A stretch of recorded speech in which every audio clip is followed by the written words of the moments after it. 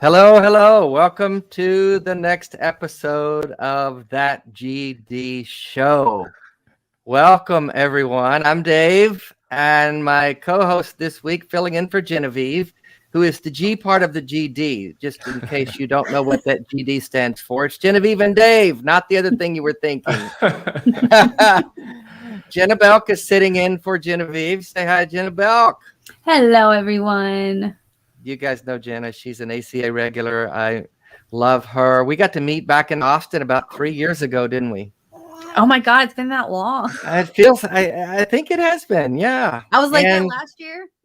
Last year didn't count. It didn't happen. I feel like a whole year happened that just is gone. And welcome to our esteemed guest, Andrew Seidel. Hey, Andrew. Hey, how are you? Good to see you, man. You too. Thanks for having me on. It's a pleasure. I am so excited. There's so much I want to talk to you. We've only got 5 hours to do this show, so we're not going to get to everything. No, I'm just kidding. We do an hour and a half. I mean, there's not anything happening in the world or with the courts or anything like that. So nothing. I don't know. Yeah. But we'll think of something to talk about. Okay, we'll see if we can fill the space.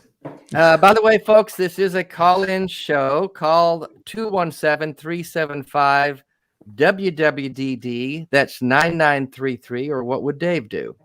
And call with your questions for Andrew, questions for me or Jenna, comments, complaints. If you've got proof that we're a Christian nation, we'd love to hear that. I think Andrew. I would love to hear it. Or a new argument, I even would be. And by the way, I forgot to introduce Dexter, and he's mad about that. So hello, Dexter. Do we want the baby noises? We don't care. We don't try to be anything special. We're just folks hanging out, talking, having conversations. Well, actually, this is interesting, experimenting with being a new mom and being responsible for him basically all day long. Yeah. And doing shows, because I'm sure some people might be annoyed. Some people might love the excuse to watch a little baby for an hour and a half. I mean, that's what I'm doing. I'm just staring at Dexter the whole time. So. Yeah. Andrew's going to go to his wife later and say, babe, we need to have a baby. Come on. Right. I mean, he's awesome. He's so worth it. But no, it's fine. We're not worried about that. Now, obviously, if he starts screaming and we can't hear anything, we might have to make a change. But right now, he's being a good boy. So yes, thank you for watching, everyone. By the way, I mentioned the phone. It's listed down below, and it'll show up in the chats. And be sure to like and subscribe if you're not already. We want to continue to build the channel and build our viewers and grow what we're doing. And we appreciate you guys. I'm a little discombobulated. I'm in Seattle. Bevan and I are in Seattle. So I'm coming to you on Pacific time, which is 4 p.m. here. It just feels weird because, I think of this as an evening show. And so here I am in the middle of the day trying to keep my mental clock straight. And so anyway, we're here. So Andrew, I understand you work, but we're going to get to your first book. Okay. The Founding Myth, but I understand you're working on a new one. Tell us a little bit about that, if you will. I am working on a new book. The manuscript's due at the end of November, so 44 days thereabouts, give or take. So I'm coming down to it. The working title is, and actually this is the first time I've said it out loud. Oh, it's just been my title before, and now the publisher has. I guess it's not technically official, but it's called American Crusade: How the Supreme Court is Weaponizing Religious Freedom. Oh, holy shit. I think it's a pretty good title. I'm a fan, and it's I all like it. so it's all about how the right to religious freedom has historically been this protection that has allowed pluralism and religious minorities and atheism and secularism to thrive in the United States, and that lately, basically in the last decade, the Supreme Court, along with these groups that I'm calling the Crusaders, which are sort of the anti-FFRF groups, are deliberately warping and perverting that protection and turning it into a weapon, a tool to impose their religion on other people. And so I'm going through all of the cases that have happened over the last few years, but I'm telling the stories in the way that a normal person would tell them, not a lawyer. So the Masterpiece Cake Shop case, the gay wedding cake case out of Colorado. That's a big one that I'm going to go over. I interviewed the couple for the book. I knew a few of the lawyers in it, and I really kind of get down and explain what really happened in that case and how the court completely blew it. And I do that walking through all of the ones recently. The huge cross that was on the grounds in Bladensburg, Maryland. I get into that one, and so I really show how much this court that has been packed by Mitch McConnell and Donald Trump and the Federalist Society has changed the way that we envision and think of this hallowed right. So that's that book. It's not available for pre-order yet, but soon. Awesome. Well, just remind us, I'm sure everybody knows who you are, what you do, but when you mentioned FFRF, Freedom from Religion Foundation, just in case people don't know what that is, you need to check that out. But what's your role there? How long you been there? Give us a little background there, Andrew. So I'm a constitutional attorney. I've been doing First Amendment law, defending the separation of state and church for a decade at the Freedom from Religion Foundation. Oh, actually, wow. My 10-year anniversary is actually on Halloween. So that's kind of appropriate.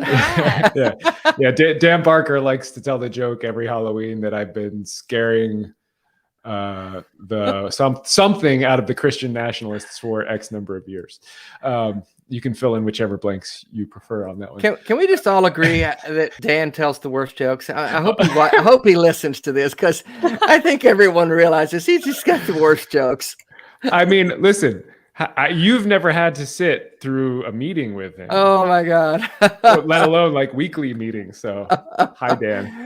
I love Dan. Dan, I love you. You know I love you, buddy. But come on, you said the worst jokes. I'm sorry. Go ahead. No, it's okay. So Dan is one of the co-presidents of the Freedom from Religion Foundation, along with Annie Laurie Gaylor. And FFRF has been around since 1976, and it basically has two purposes. We work to educate and to separate. So we work to educate the public about what it is to be a non-believer, and then we work to keep state and church separate. I see. Yeah, see, Dexter likes it too. Yeah. So it's a lot of fun. I couldn't ask for a better job.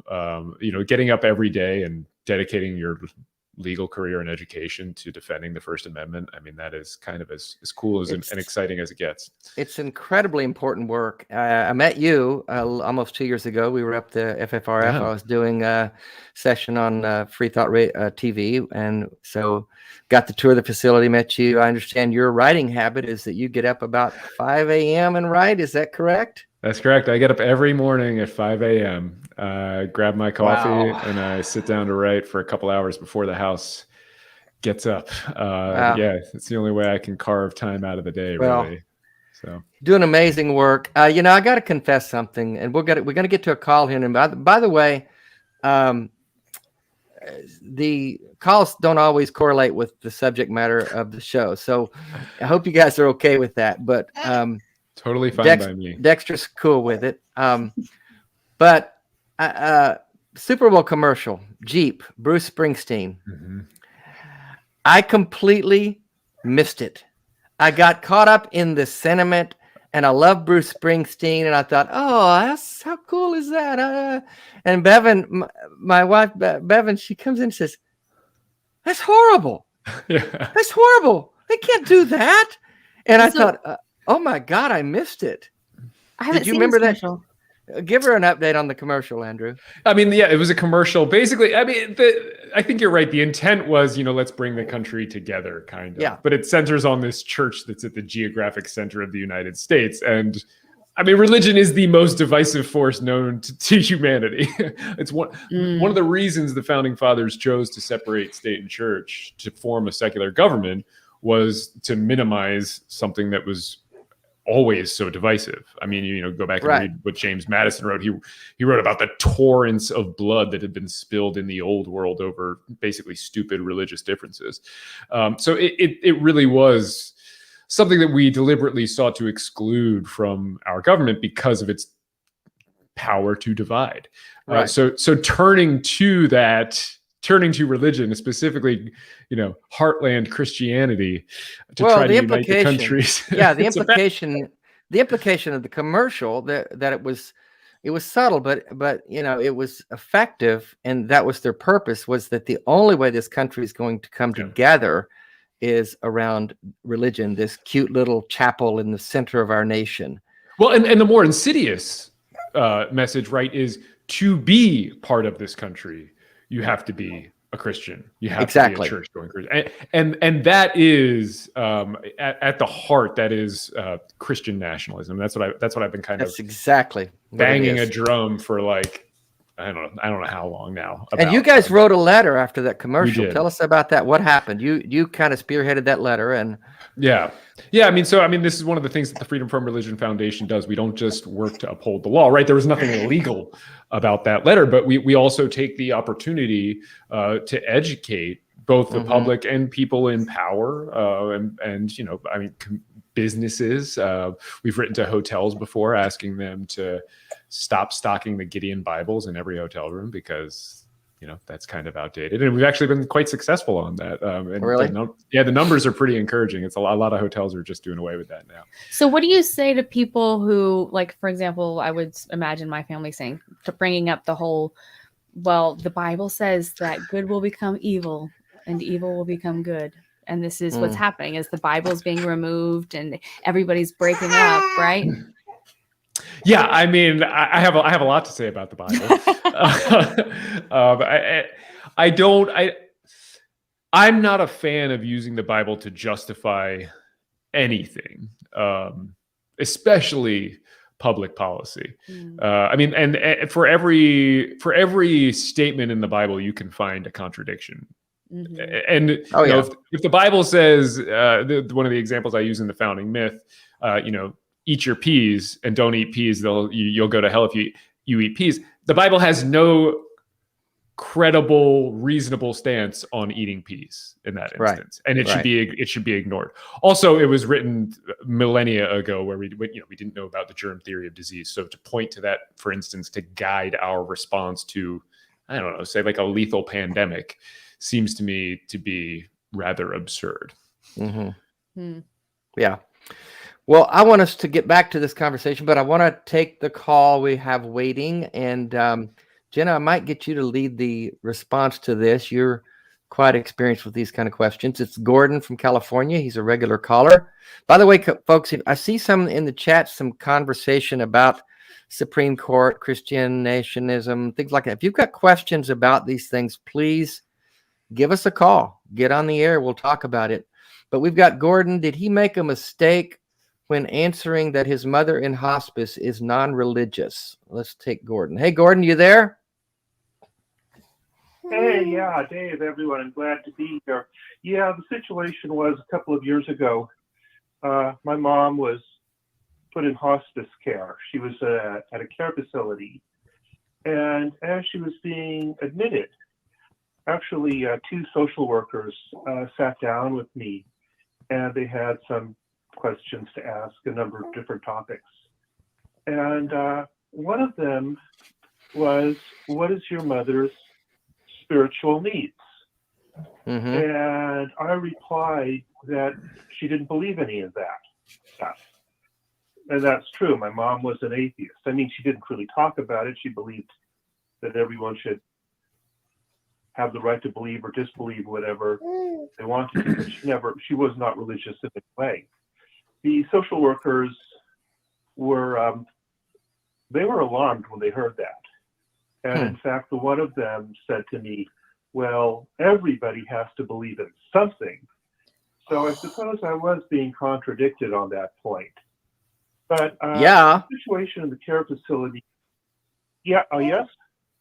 No, go ahead. I'm just saying. I'm agreeing with you. Yeah. Oh, okay, great. Yeah, the situation in the care facility, unfortunately, was not a happy one at all. It was quite miserable. My mom was in late stages Alzheimer's, so there was really no hope for her. She had shingles, so she had to be isolated, and eventually she passed away due to a stage 4 bed sore.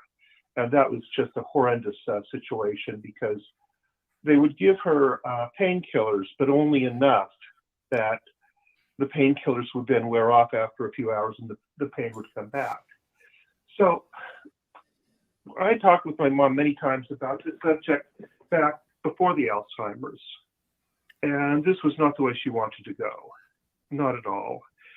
And I felt that throughout the time that she was in hospice, they were encouraging her to eat when she didn't want to eat, and they wanted to drag it out as long as possible. Mm-hmm. And she was only suffering. And the question I asked is, why not let her go? Every day I thought about bringing her home to let her die at home, but I wasn't equipped for that. I didn't have the medication. And frankly, I was afraid that I could be arrested for elder abuse if I just let her die at home. But anyway, I'd asked, my mom's suffering. This isn't what she wants. Why not let her go? I've talked with her about it, and she's made her views very clear. And they had two responses to that. The first response was, well, maybe that's what she said in the past, but she might have changed her mind.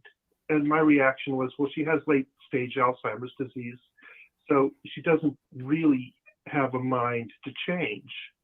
And the other response that I got was, well, you see, in the silence, because my mom really wasn't speaking at that point, but they said,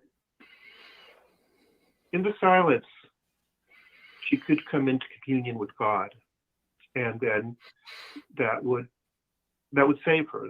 That would mean that she would get a privileged position in the afterlife. I suppose that means that she would go to the good place as opposed to going to the bad place.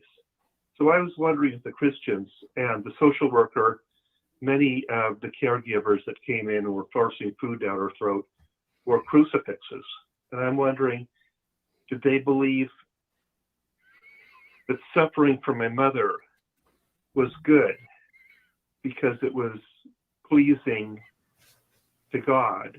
And I wondered if I made a mistake in saying that my mother wasn't religious. If I had just said, oh yeah, she's a devout Catholic or whatever, maybe they would have thought, okay, we can just let her go and she'll fly away to heaven because she's good with God as it is right now, as opposed to saying, well, let's make the atheist suffer more so that it will please whatever deity they happen to believe in. Anyway, that's the situation. There's more to say, but I don't want to. Well, Andrew, hold on a minute, Gordon. Let's respond to that a minute. Andrew, Jenna, any thoughts on that? I wonder what is it that you're worried might have happened? Because if they think that it was good, then that's their own opinion. That I'm not sure how that would affect her medical health. Are you concerned that they may have ignored her or maltreated her? No, I think his response, as I see it, he was saying that because he told them that she was non-religious, they treated her differently than they would have if they had thought she was religious. And the treating differently may have been that he's surmising they may have been wanting to either get her right with, or keep her alive longer and get her right with God, or treat her differently because she was an atheist. Is that kind of what you're saying, Gordon? That's what I'm saying. One of the things that I heard from people is even if she's incapable of talking, the longer she lives, the greater the likelihood is that she will accept Jesus into her heart or whatever. It was clear she didn't want to eat. And yet they bring in the tray of food 3 times a day. Yeah. I mean, what are your thoughts, Andrew? What is your reaction to that? I mean, Gordon, right. I think the first thing I want to say is you did not make a mistake. Good. I mean, you told the truth. You did not make a mistake. You were advocating for your mom.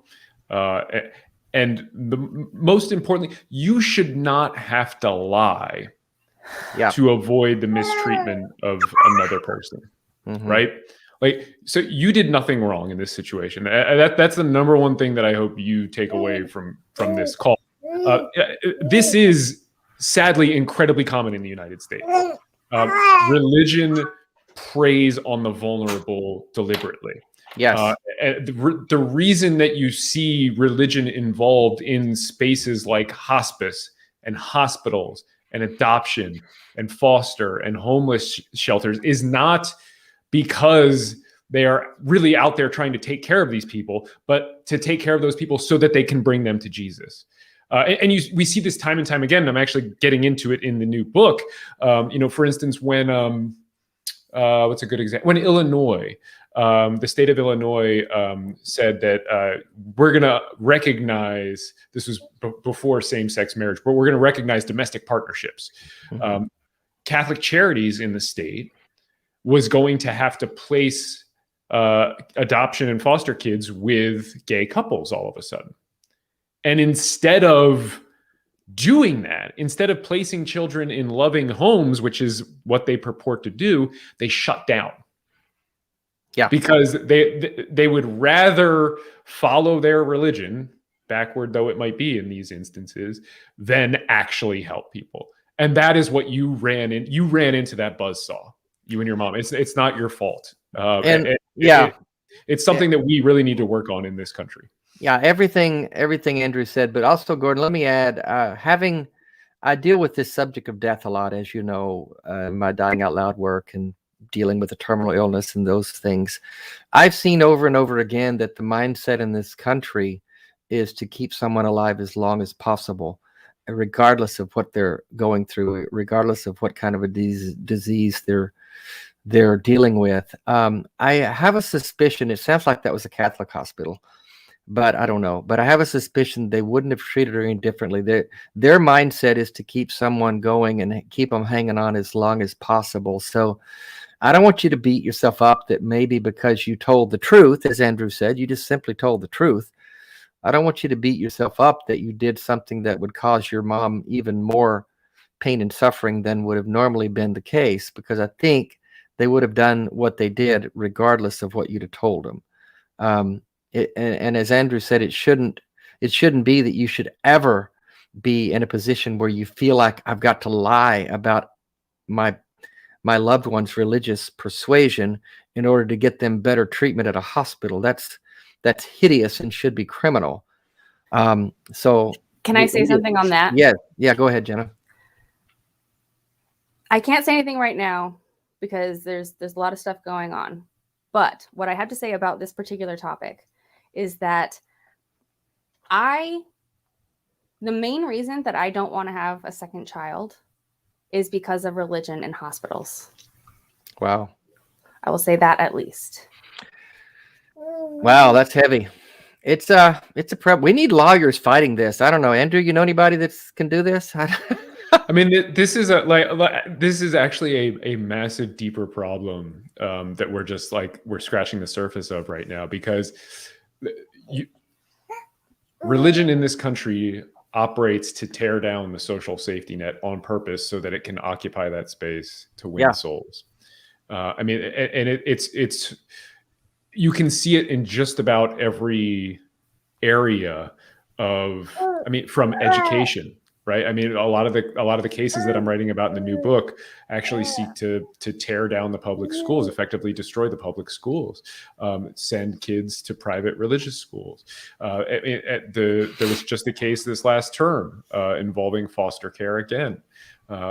Every one of these spaces you see churches trying to fill. And if you look, across the pond and you look at, the Scandinavian countries or anywhere in Europe, they have these massive social safety nets that actually take care of people, and churches can't occupy that space. And it's not a coincidence that they are significantly more secular. Yeah. It's a mountain. It's a big mountain we're climbing. Jenna, that's a horrible thing that you're having to deal with, and I'm very, very sorry. Thanks. It's I don't know. I don't know. More later. Okay. Gordon, any other thoughts before we let you go on that? Well, thank you for taking the call. Just talking about it makes me feel a lot better, just kind of getting it off my chest. And Jenna, maybe you might want to consider rethinking that decision, because I think a second child might be a good thing for you. But I don't want to influence you, but I just, Why is that? the first one turned out really well. My second one too. More must be better, right? I don't know. No, Gordon, I hope you're Right. I hope you feel okay about that. Andrew said it well. You didn't do anything wrong. You were just being honest, and I really don't think they would have treated her any different. That's the mindset is to keep people alive as long as possible, no matter what. And yeah. Well, is there a way for you to find out how they treated her? If they any evidence of this? Well, what ended up happening, and this gets into a whole different topic, she died of a stage 4 bed sore. Ooh. And I sued for wrongful death. Mm-hmm. And because it was a horrible death. Yeah. And I did get an out-of-court settlement. I don't think I can say exactly how much, because I think that might have been part of the agreement. Yeah, no, don't. It almost certainly was. Don't say. Yeah, don't say anymore. Moral victory, though. Yeah. Okay. It's all about holding them accountable for their behavior. That's the main thing. It's not about the monetary settlement. But thanks again for calling, Gordon. I appreciate your support. Hang in there, buddy. Thank you. You take care now. Okay, now. And I'm right there with you. I refuse to lie as well. So if the honest people are going to get taken down, well, then fine. I'd rather not live here. So. Yeah, it's sad. I mean, that's why you do what you do, right, Andrew? This is what's going on in this country. It is, and it's why FFRF has those dual purposes, to educate and to separate. It's not enough to just do the law, and especially it's not enough to do the law right now when our courts have been taken over by Christian nationalists. So I mean, my heart really goes out to Gordon there. It's a terrible thing to go through, and the positions that were put in just by being non-religious it's just so Andrew, in your book, the first one, The Founding Myth, excellent work. I mean, my God, it's just you've gotten a lot of due credit for that, and you've done it's incredible. The notations, the research you did. Wow. I mean, how long did that take, by the way? That took a long time. I mean, there are over 1,000 citations in the book. Now, and I want to say, you don't have to read them to read or enjoy the book. Those are there because I knew that I was facing this juggernaut that was going to pick apart any little error they could, and then build it, make a mountain out of that molehill and say, look, see. So in that light, I've seen you on a couple of shows here and there, and I've seen you take calls from people who argue incessantly that this is a Christian nation. What has been if you could pick the primary pushback on that book, and where are they coming from? Where do they get their ammunition, if you will? Yeah, I mean, well, the biggest pushback was when Greg Locke, the good old Greg, COVID pastor, he burned the book with a blowtorch. I saw that. I mean, so that was the biggest pushback. I don't think that's what you're asking for, though. If you're no, but I bet that increased sales. I bet you got a little bump on that, didn't you? It did. It was. It had the opposite. It had not the intended effect. Oh my God, that was amazing. Yeah, I appreciate Greg there. The most interesting thing that I have found about the book is I wanted to make it kind of comprehensive. Right. And so I was careful to, I spent basically 10 years writing the book, start to finish, researching and getting it published, all that. And all that time I was engaging in these arguments and fighting both online and for FFRF everywhere. And I thought for sure that when I published the book, new people would come out of the woodwork with better arguments or newer arguments that I hadn't encountered yet. And the most surprising thing is that that hasn't happened. Mhm. I have yet to hear an argument that I did not address in the book somewhere. And that to me has just been the most striking thing. They've got nothing. They've got nothing. I know they do. I know they don't. But Yeah. we're going to talk about David Barton here in a minute because I want to. I know you touch on that, but we're going to come back to that because I have connections there.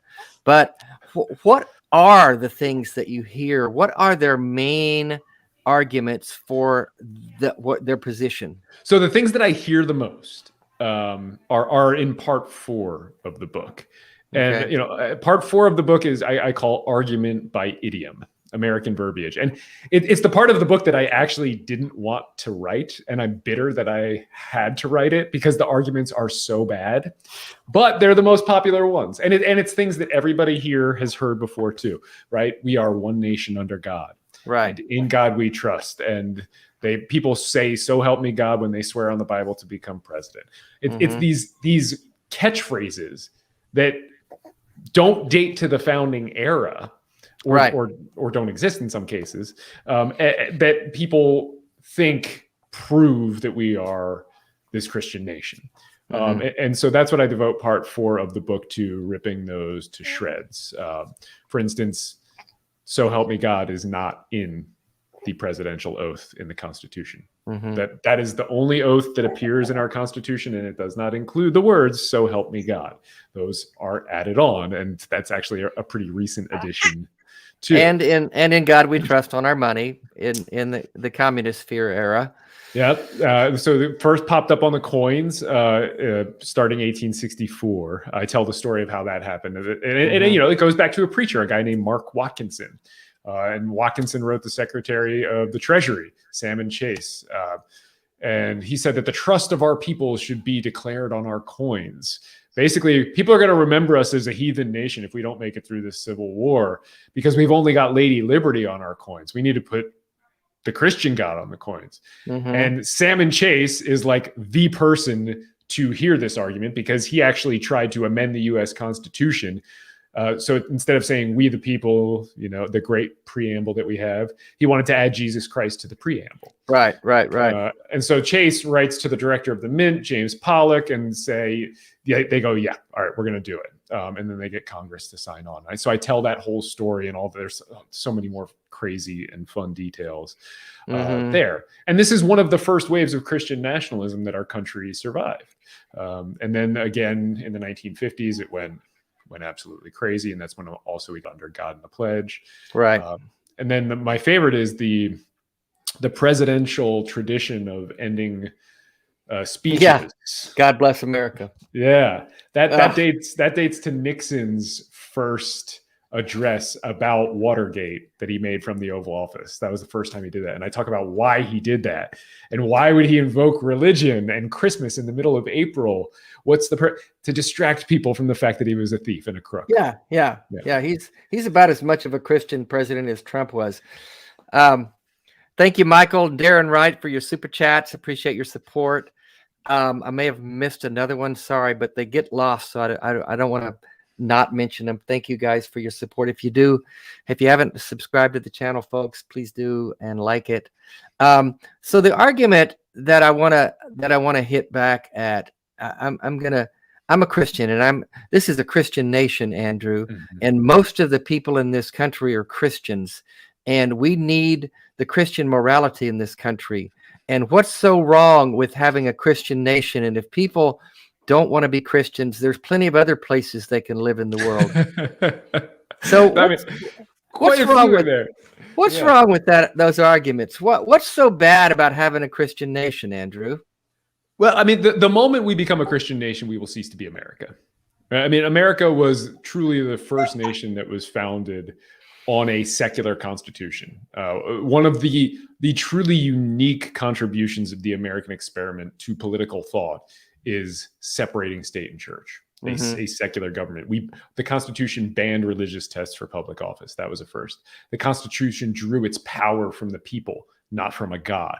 That was a Right. first. That separation of state and church was something that had never been done. It had been talked about, but it had never been done. That is what truly made America unique. So to turn our backs on that is to turn our backs on, the founding principle of America.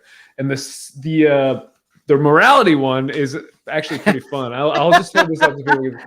I get into morality right there in chapter 2, religion and morality, because that's that. It's one of the most popular arguments. Yeah, I was just reading that recently, and you really handled that. I mean, you crushed it. Well, but they're still going to say you've still got the David Bartons out there. Mm-hmm. For folks who don't know who David Barton is, just Google him. Here's my connection. I have a nephew who works for him, the Wall Builders. Really?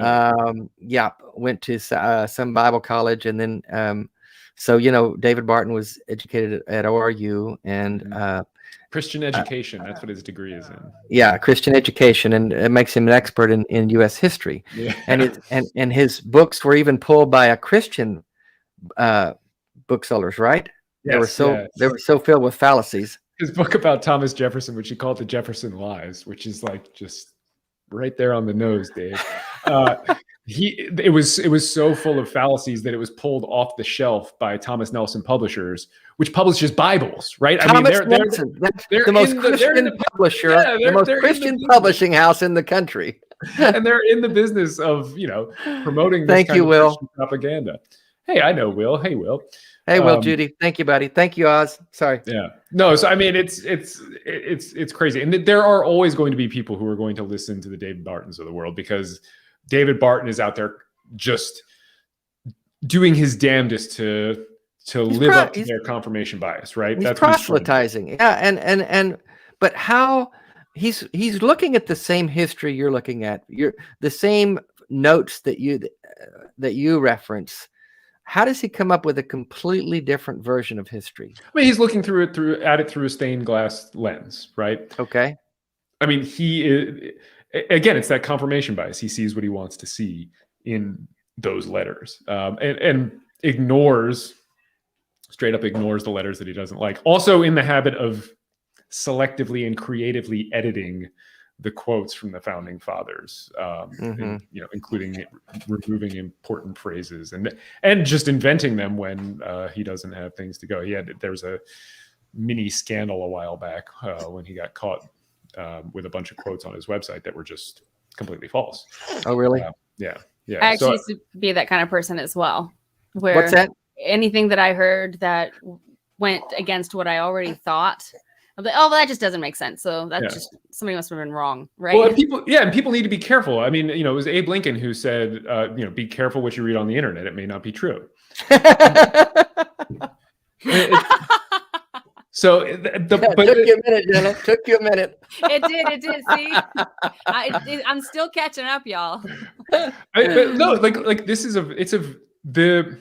The disinformation ecosystem on that side is intense and comprehensive and closed, and I talk about that in the founding myth as well. How religion creates these closed information systems deliberately to prevent exactly that kind of thing, and then you all of a sudden you get a crack in that force field, really, right?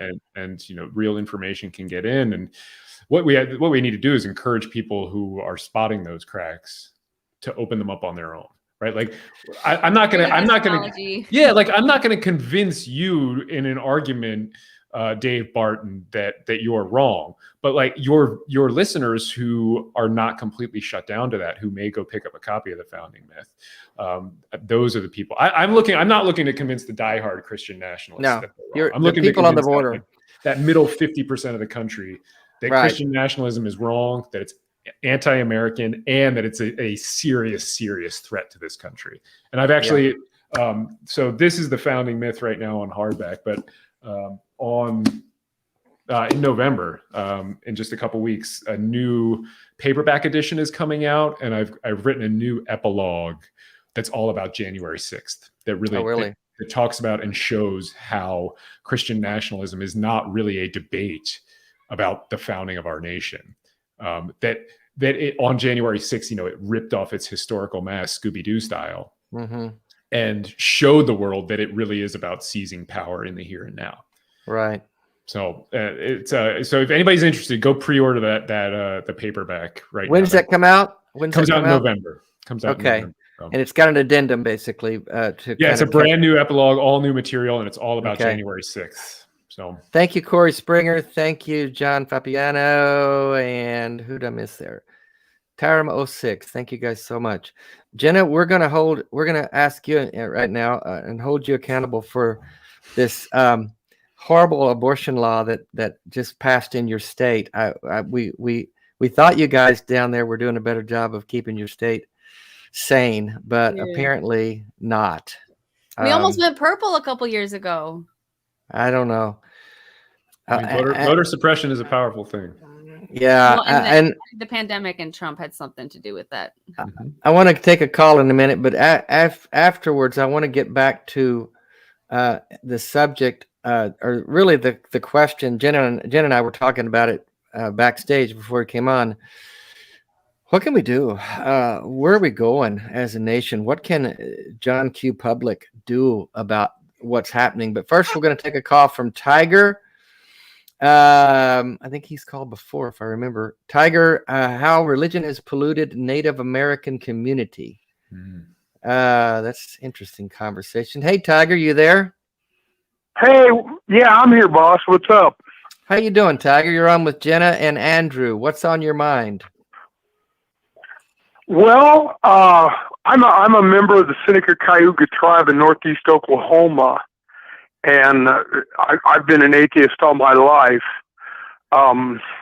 It's horrible what religion has done to our tribe in its own right. It's ridiculous. They have prayers at the meetings now, and basically Native Americans were pantheists throughout most of the history. From talking with my cousins and the tribal elders, they were basically pantheists, but there's this new wave of Christianity springing up. And I would say 3/4 of most Indians at the last tribal census were identified as Christians. And it's just, it really gets to me. It's really personal to me. Why do you think that's happening, and what's been the fallout of it, in your opinion? I just think it's immersion, into the societal norms, and it really has destroyed the tribe, because the meetings now, they pull that crap where they're talking about who's more godly than the other ones, and who the chieftain is. They start pressing their religion as a selling point to the other tribal members. Mm-hmm. Isn't that kind of how it got started in the first place? What's that, Jenna? Yeah. What'd you ask? It's how it spreads, right? It's horrible. Well, I missed what you said, I'm trying Jenna. to sympathize, and I think I ended up cutting you off. I'm sorry. Oh, sorry about that. Yeah. Thank you, Randy Whitney. I see your chat there. Oh, there it is. Thank you, Randy. Yeah, and by the way, Jenna, I have a law degree from the University of Texas at Austin.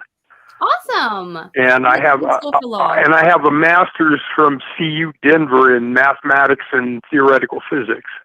Fantastic. That's so awesome. I'm familiar with Texas. I thought Austin was great when I was there. I thought it was a wonderful place, but I understand it's kind of like its own enclave. It's well, at least in Austin, you're in a little blue dot and a big red sea. I'm kind of on the edge of that.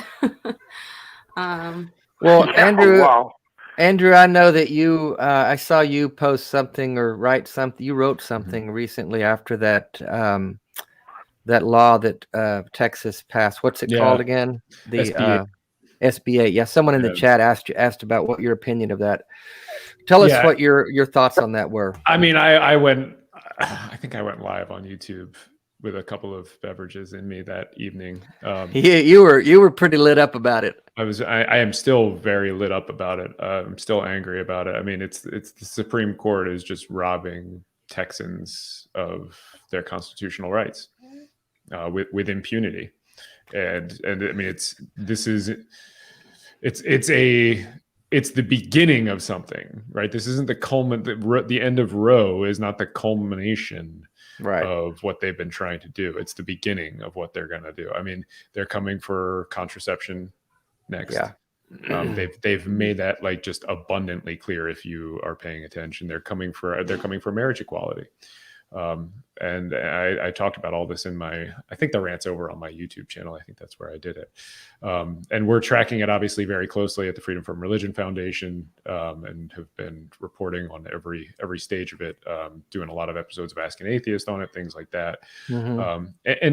And Tiger, to your point, I mean, the history of Christianity's interactions with Native Americans in North America is just despicable. Yeah. I mean, it's abhorrent. Yes, yeah. I agree. I mean, it really, I mean, you look at like Junipero Serra in California and in the Southwest, and the other, Catholic proselytizers. They brought fire and the sword and the cross. I mean, look up in Canada at what we're hearing about from the Catholic schools up there. And this Absolutely. And we had similar schools here, taking indigenous children from their parents and putting them in Christian schools to turn them into good little Christians. Yeah. I mean, it's genocide. That's genocide. It absolutely is. But it's and Andrew, that's one thing I never took my bar exams. I just operated as a legal researcher, but I was pretty adept at bringing native law into the court system. Cool. Because you can do that. You can actually bring tribal law in there. Yeah, it's a really fascinating. I'm not adept or well versed in it, but it's really fascinating because it operates. It's essentially like a dual sovereignty system that operates parallel and then also kind of weaves its way into our system, and it can be really useful at times. It's really fascinating. Forgive my it really can. That's the other thing is I was going to ask you this, Andrew. I'm a big fan of yours, by the way. Well, thank you. I was going to ask you there's so many legal safeguards in place to take care of what Trump's been doing. It's just they're not using them. Why do you think there's this hesitancy to go after this guy? Well, I mean, that's hard. It's hard to know. I think a lot of the checks that were designed in our system failed, right? Like he should have been impeached and removed from office. Like there's no real doubt about that. Right. And he was impeached twice, but the political party structure prevented him from being removed from office. If you go back and read what the founders wrote about political parties, they were they were very concerned that political parties were going to crop up and the kind of damage that they would do to our system. But they didn't design the system thinking it was going to happen. And it did immediately, right? George Washington's cabinet is where the country first divided. So it's... Yeah, and George Washington, he spoke out against political parties. Yeah, I mean, you go read his farewell address. And, hey, if you're going to go political parties, I think you should have like they do in Europe, where you have like 30 parties, so you don't get that massive majority. Here. Before we go off the political deep cliff here, which we all could do because we could all get ranting about it. There's a good question in the chat. Thank you, Anna, for your super chat. This question, Andrew. What argument to use when people say baker forced to bake gay wedding cake is same as a black baker forced to make a cake for KKK party? Yeah, so I actually I spend a lot of time in the new book on that. It's a terrible argument once you understand the structure of the case. So the short version is that the Masterpiece Cake Shop case was brought under the Colorado civil rights law. And all civil rights laws operate on the same sort of basic principle. They list groups of people that are protected. So these are protected classes, and it's things like race, things like religion, or in Colorado's case, sexual orientation. So those are the groups of people that are protected. And then they say those people are protected from discrimination in certain places. Usually the phrase is public accommodation. And basically this means like, hey, if you're going to organize under the laws of the state of Colorado as a business, say a bakery, and you're going to get all the protections that come with being a limited liability corporation or whatever, then we're going to attach some strings to that. And one of those is that you have to serve everybody equally, regardless of their race or their religion or their sexual orientation. Perfectly normal. 47 of the states have them. There's Federal Civil Rights Act. We have them for all different kinds of areas of law.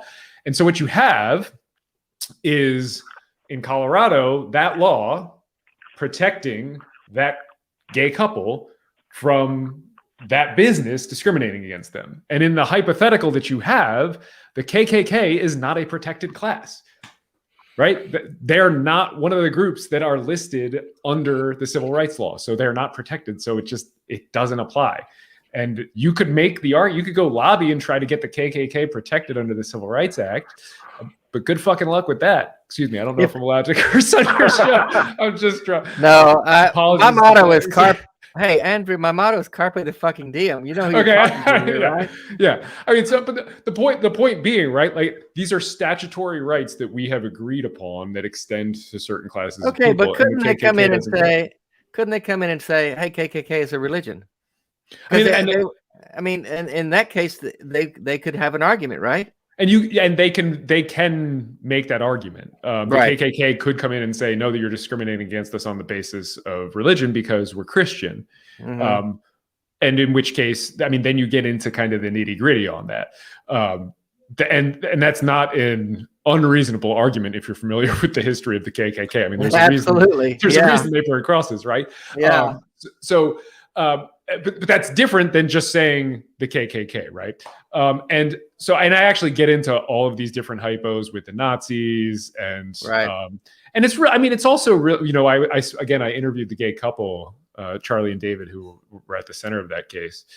And you know, we had a couple of really long conversations, and they said, you know, why was it always the KKK and Nazis? Like that's why were we always compared with the KKK to that? Yeah, and I mean it is kind of telling. Not to suggest that your commenter is anything like that, but because it was a super common.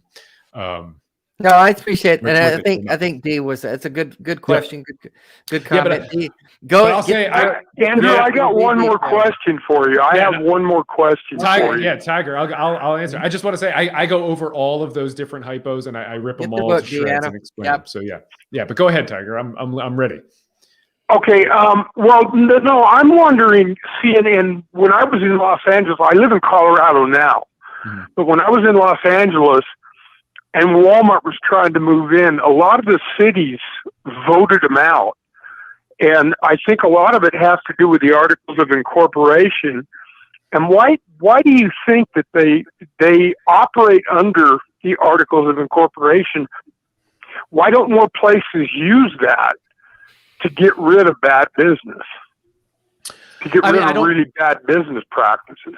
Yeah, I don't know. I'd want to look at kind of exactly what you're talking about and which cities were doing that. I mean, you know, and cities and towns especially, you know, they have all kinds of tools at their disposal for zoning and excluding and the way they build, you know, like I'm here in Madison, Wisconsin, and when FFRF was building our brand new Free Thought Hall, this, you know, gorgeous building where we're housed, it was a nightmare working with, you know, the historical commission and all these different city commissions. And I mean, luckily FFRF had a team of lawyers that they're like, hey, Andrew, go deal with this. I'm like spending my nights at these awful city commission meetings. But yeah, so I mean, Tiger, I'm sorry. I guess I'm reverting and seeking refuge in the classic lawyer answer, which is really, it depends, and I need to know more information. Yeah, the only reason I bring that up is because most articles of incorporation have a clause in there that if you don't serve a benefit to the community, that they can revoke your license. And that's just my, I know it's overgeneralization, but I just, I don't see why more cities don't do that to get a higher wage for their employees. Well, I mean, you're also, there might be a flaw in your presumption that city councils are working for the best. Yeah, and not all city councils are created equal. They're citizens. So I mean, that could be part of the disconnect on this one. Well, thank you, Tiger. Good to hear from you again, buddy. Thank you, guys. I appreciate it. Yeah, Tiger, it's nice chatting. Bye-bye. Let's see. Tiger's a good guy. He gets pretty fired up there. A lot to be fired up about. Yeah, there really is. His people have been so I want to say thanks to Taram06. He's got the world's most expensive cup. He ordered one of my Dying Out Loud cups and had it shipped to England. So after tax and shipping, it was like a $50 coffee mug. So use it well, brother. Use it well. It's the Holy Grail. We'll take another call in a minute, but Jenna, just let's revisit. Dexter's doing great, by the way. So good job there, Dexter. Let's revisit with Andrew the thing you and I were chatting about pre-show.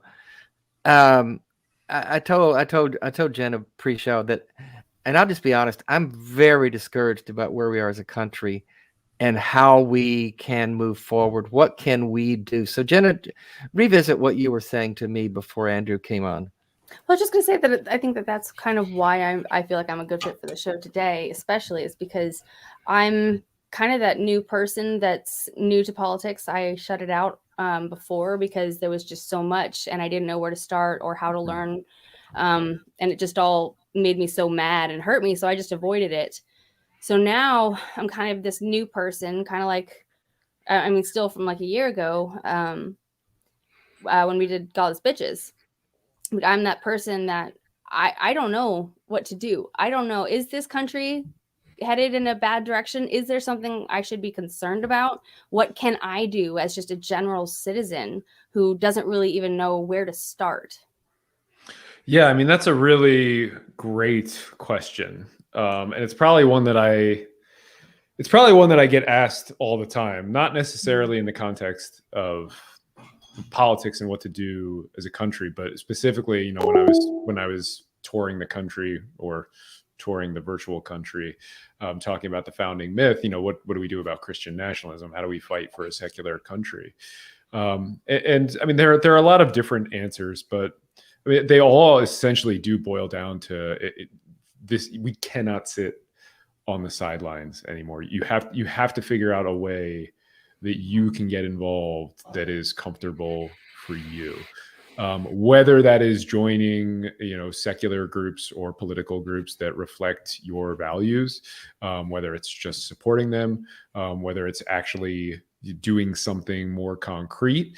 One thing that I tell everybody is you have a voice and you have to use it. And often that boils down to something as simple as refusing to be vague about who you are, coming out of the closet if you can do so safely as a non-believer, right? I think that's actually, if we're talking about secularism, that's one of the most powerful things that any individual can do.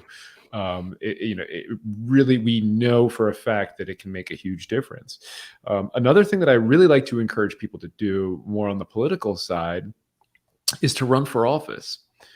And I know that a lot of people, Jenna, your reaction. Jenna's reaction was amazing. I love it. It's exactly what I got. And the number one thing that I would hear when I would say this, when I was able to travel the country, was, look, Andrew, that's a great idea in theory, but I'm not qualified for that. There's obviously time commitments that people are worried about, but mostly what I would hear is I'm not qualified. To which I say, Look at Marjorie Taylor Greene. Laura Boebert. Look at Come on. Laura Boebert. I mean, She's an inspiration. no, I mean, like seriously, like the other side is not stopping to question their. You are more qualified than 90. If you are watching this, you're more qualified than 90% of the people in American government right now.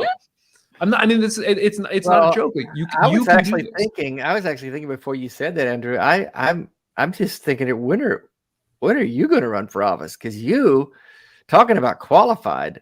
My God. I mean, seriously, I would seriously think you could do an incredible amount of good in politics when the time comes. And I know that's another world than what you're in now, but I mean, my God, I just would love to see you wade into that water.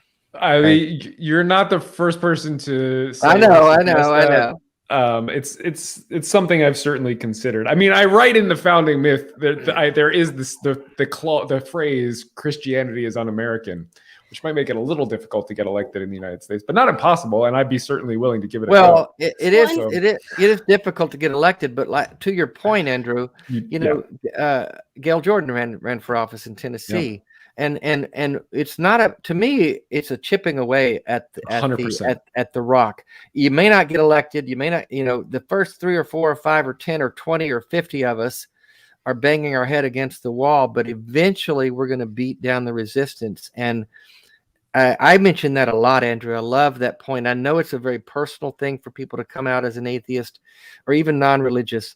And it can cost them family members. It can cost them community respect. It can cost a lot. I've experienced that personally. But we're at a point where the stakes are pretty damn high.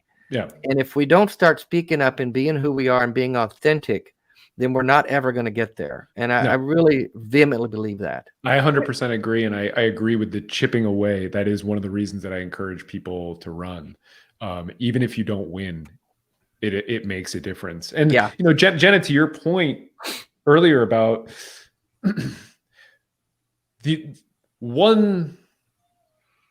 politics depends on that overwhelmed feeling of leading to you're so overwhelmed you're just going to be ambivalent because there's just it's too much. And honestly, they depend on that. I mean, and you could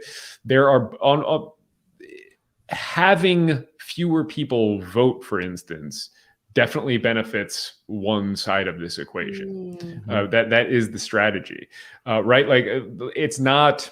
And they're blatant about it. They don't even care what it looks like anymore. They're not even being subtle. Yeah. It's incredible. It seems when it comes to credibility of us running, the fact that, for example, like me, like I'm now an outspoken atheist. I'm an opinionated person. Feels like I would probably have to be much more open about, I mean, as middle of the line as I am, I would think that the general public would never vote for like an outright atheist. I mean, that's happened before. And I mean, Megan Hunt in Nebraska is kind of an inspiration, I think, on this point. She's a brilliant legislator, and she's an out non-believer. She's talked about this, but she just really strives to do very well for her community. Juan Mendez and Athena Salmon in Arizona are both out, state senator and a state representative.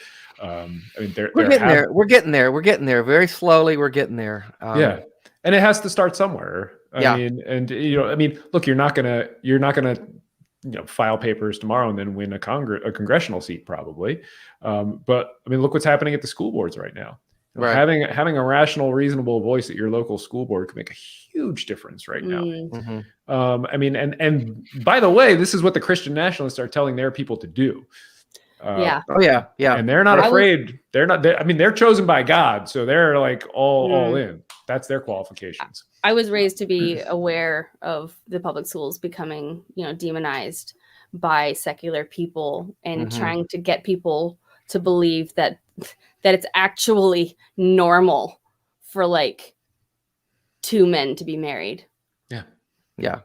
I do want to get to one more call we have. Love each other. And we have a sharp cutoff at at the half hour. So whatever hour it is, I'm in a weird place here. I don't know what time it is.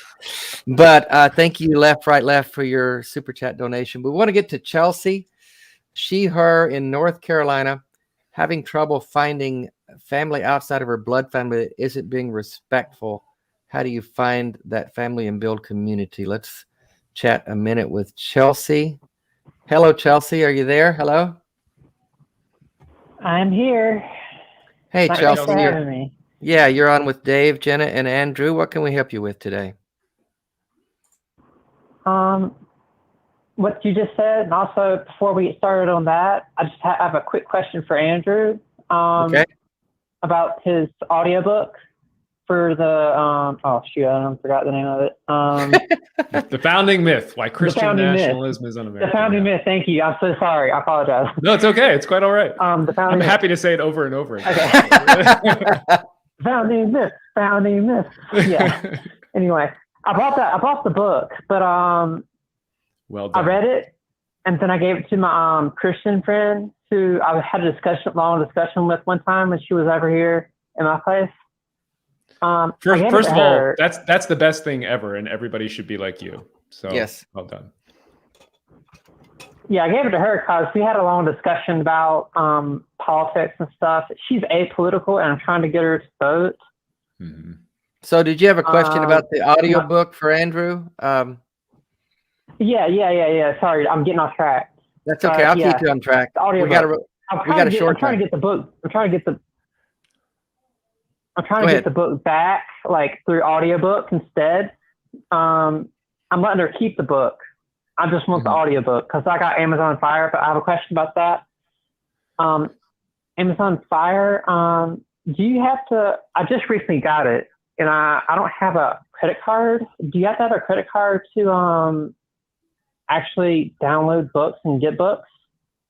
I have no idea, unfortunately. I do, but here's a secret for everybody. You can get audiobooks from your public library right on your phone, and that's what I do. I listen to a ton of audiobooks, and I do it all through my public library. Well, I kind of wanted to keep it like, a keepsake thing, not keepsake, but permanently.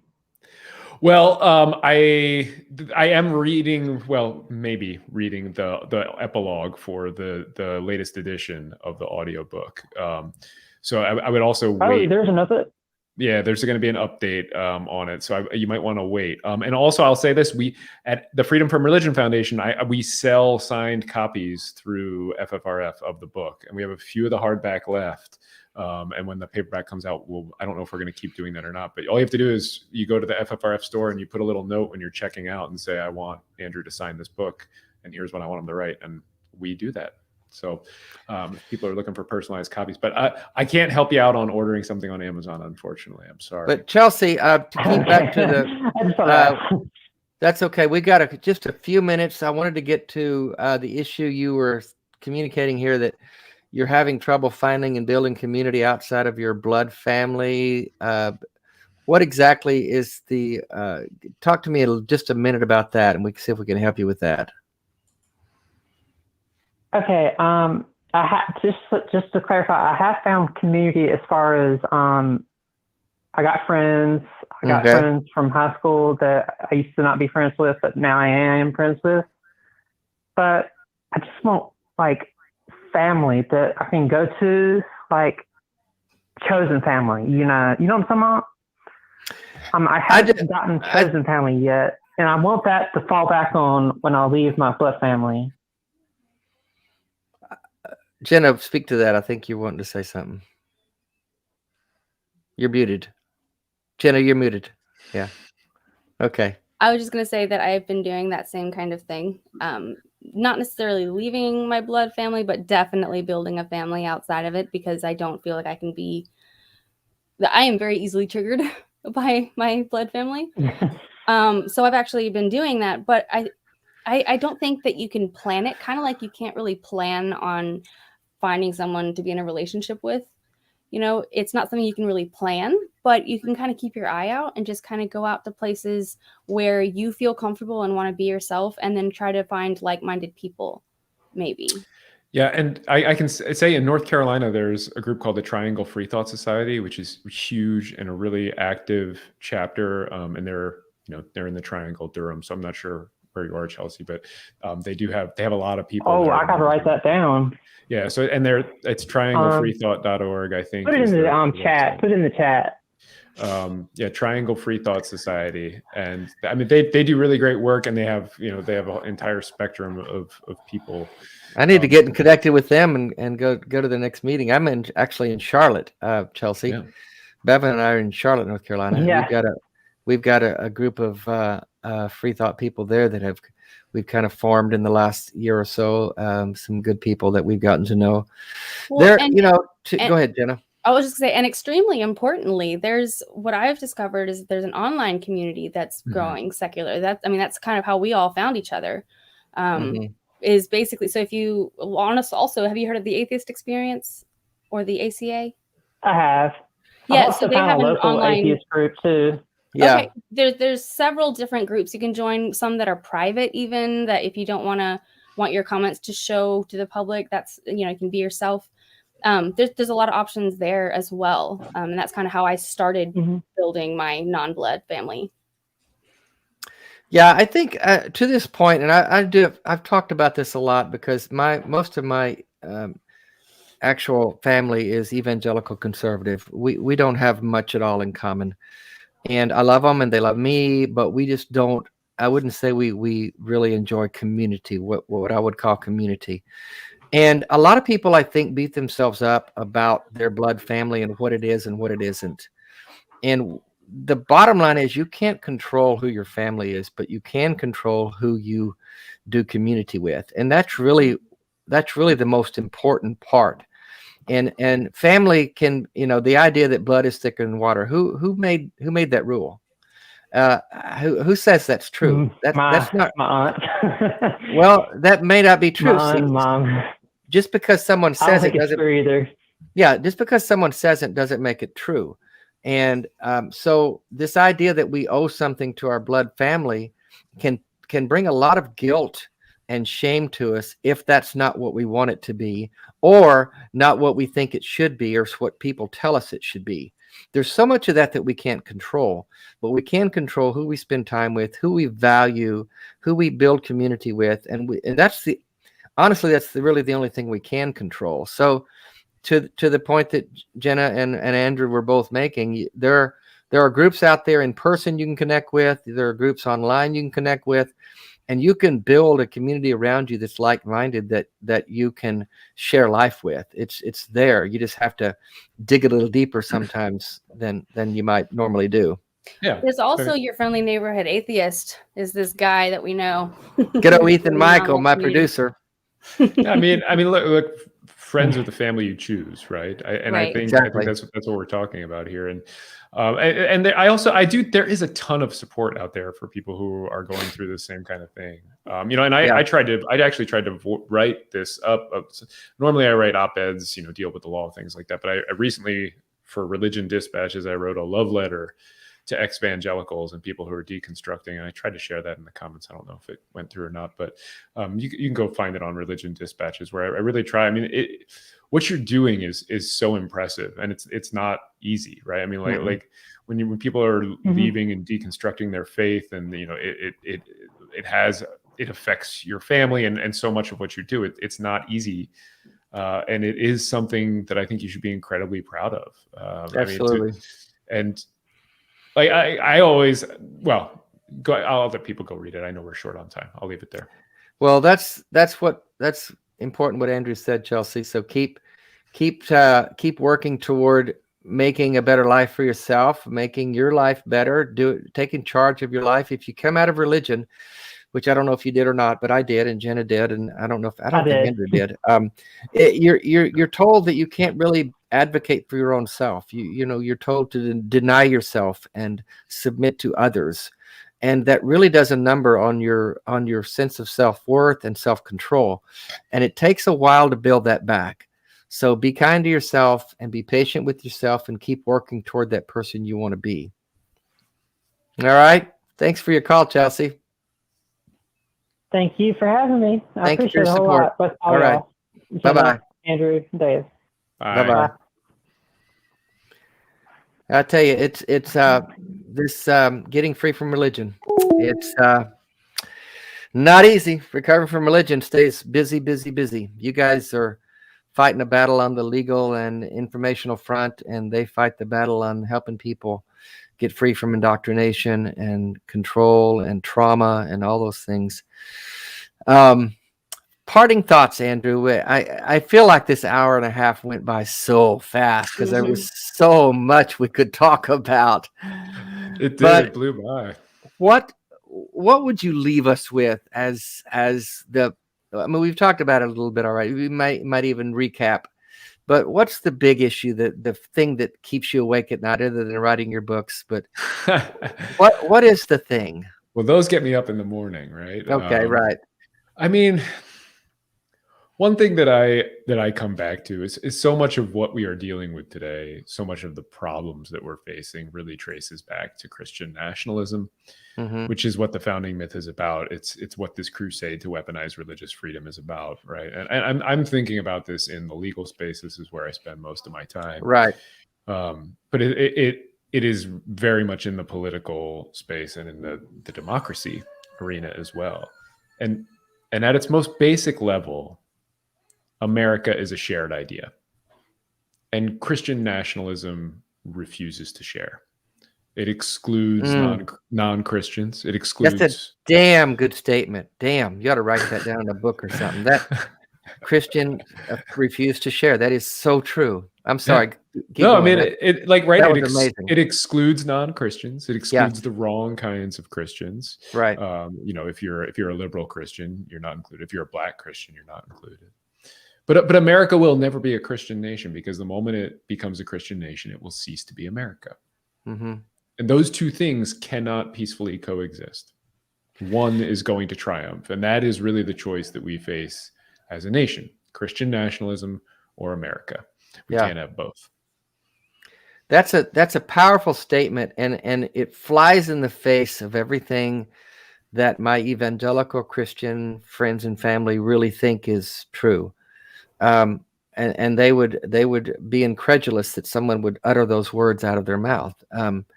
But do feel free to share this with them. I'm happy to share with them. No, I would love to have these conversations with them. I don't know if they watch or not. If you're watching, family, here we are. Call in. We'd love to chat. But all the stuff I do is out there, very, very, very public. So it's easily accessible to anyone, whether they agree with me or not. But I'm like you, Andrew. I'm more vocal about these things than I've ever been in my life, because I think that these things are that important, and that I've dealt with so many people who deal with tremendous religious trauma. So I'll continue to talk about those issues as long as I have breath. And I see the damage that's happening to this country, which I love this country. And I'm troubled by the direction that it's going in, and the things that we keep having to deal with. This effort to overturn, to basically make, as you said, make the Supreme Court give them control of the country. And we're if a president can put the right people in, he can get everything he wants done. That's a king. That's not a democracy. And so, we just have a lot of work to do. And at times I get very discouraged that we can get there. Yeah, you just reminded me too. I have to share this. Okay. One of my favorite quotes. I love America more than any other country in the world, and exactly for this reason, I insist on the right to criticize her perpetually. James Baldwin wrote that, and I think it's a beautiful sentiment, one I try to keep at the forefront of my brain doing the work that I do. Well, you do incredible work. I am a huge fan of what you do, what FFRF does. I've been in touch with Dan recently. He's reading a preview of my book. He's going to do a blurb on it. And actually, someone else that was looking at it for me to just catch some things that I missed, reminded me of this quote that I put in there, and I thought it was interesting given today's subject. I was referring back to a rally I went to back in 20 years ago when I was still a Christian, and there was this call, this rally to call America back to God. And I remember thinking in that moment, I was very much an evangelical Christian, very much a Bible believer. And I wrote about it in the book. Why are we always trying to make this a Christian nation? Why can't we be happy with just helping people have a better relationship with God and being better people? Why are we trying to make it a Christian? I remember thinking that 20 years ago. And even as a Christian, wondering, something's wrong with this picture. And someone quoted that to me, and I thought, wow, that was definitely on my mind back then, and even more so now, because it's as much a problem as we've ever had. I think you're gonna like the new book I got coming, Dave. Ah, God, I can't wait. I love your writing, by the way. You're actually a brilliant writer, and thank you. And a brilliant man, and I'm a big fan of yours. Hope we get. Are you speaking at any conferences coming up next year? The only one that I know of is next month at the FFRF convention. That's the only thing I definitely have on the schedule. So okay, well, maybe we'll meet up at one of those. I know Dan's speaking at one I'm going to be at in Canada in July, and so maybe we'll both be on the. Yeah, Dan takes all the international invitations. Weird that. Oh, I'll tell him you said so. Jenna, any last thoughts? Dexter was great, by the way. Good job, Mom. He's pretty good. I would say I never really put this together until after doing this show, and being one of those people. As a Christian, I looked at it like, yeah, we're a Christian nation and we accept everybody as long as they're Christian. Yeah. It's like, why doesn't that make a broader, why did it take this long for that to click, I guess is what I'm wondering. Well, I mean, like you've been raised to believe a certain thing for a very long time. And right, I mean, like religion is adept at concealing contradictions to minimize cognitive dissonance, right? And it's not limited to theology, right? It does that everywhere, right? It's had millennia to perfect it, right? It's evolution in action. It totally is. So I mean, and this is one of the things that I was trying to get at in the love letter that I wrote for Religion Dispatches is like you should not be hard on yourself when you realize things like that. Like you should be so deeply proud of what you've been able to do. Dave, you're right. I was not raised with a religion. My mom, I thought not. Yeah, my mom was like, go to mass with your Catholic friends, go to temple with your Jewish friends. Apparently, after I came back from my friend's bar mitzvah, I said I wanted to be Jewish because it was the most fun I'd ever had at a party. But it became very obvious to me very early on that these mutually exclusive claims to truth were all wrong, right? There's no reason that one of them should be right. It's pretty obvious that they're all wrong. But that was easy for me.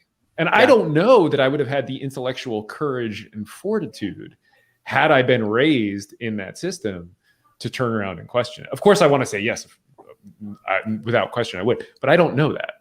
I'm continually impressed by people who do have that courage and intellectual fortitude to follow truth wherever it leads them. It's impressive. You should feel proud.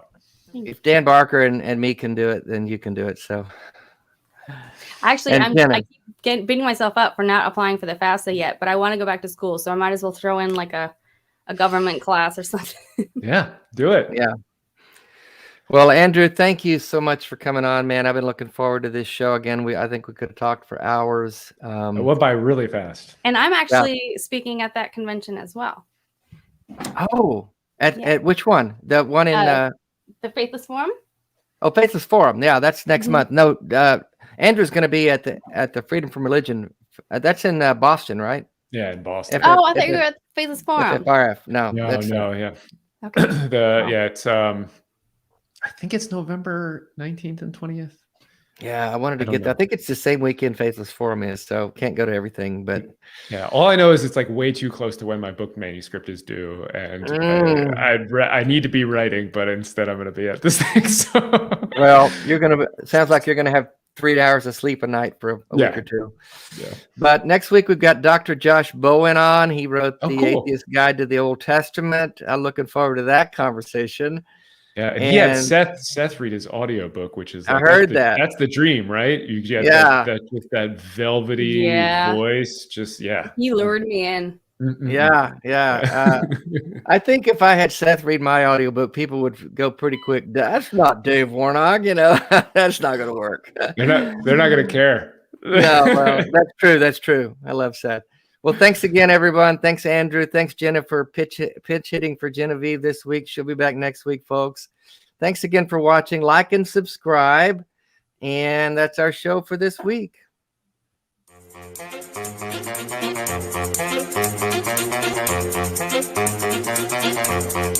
Thank you.